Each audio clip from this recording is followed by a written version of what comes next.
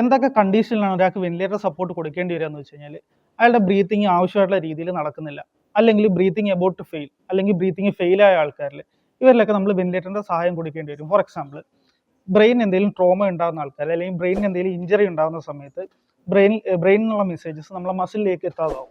ഈ ഒരു കണ്ടീഷനിൽ നമുക്ക് ബ്രീത്ത് ചെയ്യാൻ കഴിയാതാവും. ആ ഒരു സമയത്ത് നമ്മൾ വെന്റിലേറ്ററിന്റെ സപ്പോർട്ട് കൊടുക്കേണ്ടി വരും. ഇനി എന്തെങ്കിലും സിവിയർ ആയിട്ടുള്ള ആസ്മ അറ്റാക്ക് ഉണ്ടാകുന്ന നേരത്ത്, അല്ലെങ്കിൽ അലർജിക് റിയാക്ഷൻ ഉണ്ടാക്കുന്ന നേരത്ത് എയർവേ ചുരുങ്ങാനുള്ള സാധ്യതയുണ്ട്. ഇങ്ങനെ എയർവേ ചുരുങ്ങിക്കഴിഞ്ഞാൽ ഇനഫ് ഓക്സിജൻ അല്ലെങ്കിൽ ഇനഫ് എയർ നമ്മുടെ ലങ്സിലേക്ക് എത്തില്ല. അപ്പോൾ വെന്റിലേറ്ററിന്റെ സഹായം കൊടുക്കുന്ന നേരത്ത് കൂടുതൽ എയറിനെ നമുക്ക് അതിലേക്ക് തള്ളിവിടാനായിട്ട് പറ്റും.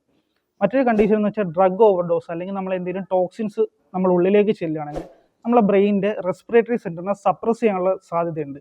ഈ ഒരു കണ്ടീഷനിൽ നമ്മളെ ബ്രീത്തിങ് തകരാറിലാവും, നമുക്ക് വെന്റിലേറ്റർ സപ്പോർട്ട് കൊടുക്കേണ്ടി വരും.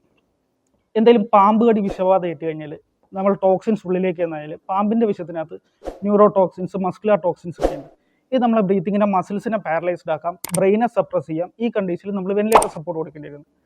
സർജറി ചെയ്യുന്ന സമയത്ത് നമ്മൾ ഇന്റൻഷനലി ഒരാളുടെ ബ്രെയിനിനെ നമ്മൾ ഉറക്കത്തിലേക്ക് തള്ളിവിടുകയാണ്. ഈ ഒരു കണ്ടീഷനിൽ നമ്മൾ ബ്രീത്തിങ് കൺട്രോൾ ചെയ്യേണ്ട ആവശ്യമുണ്ട്.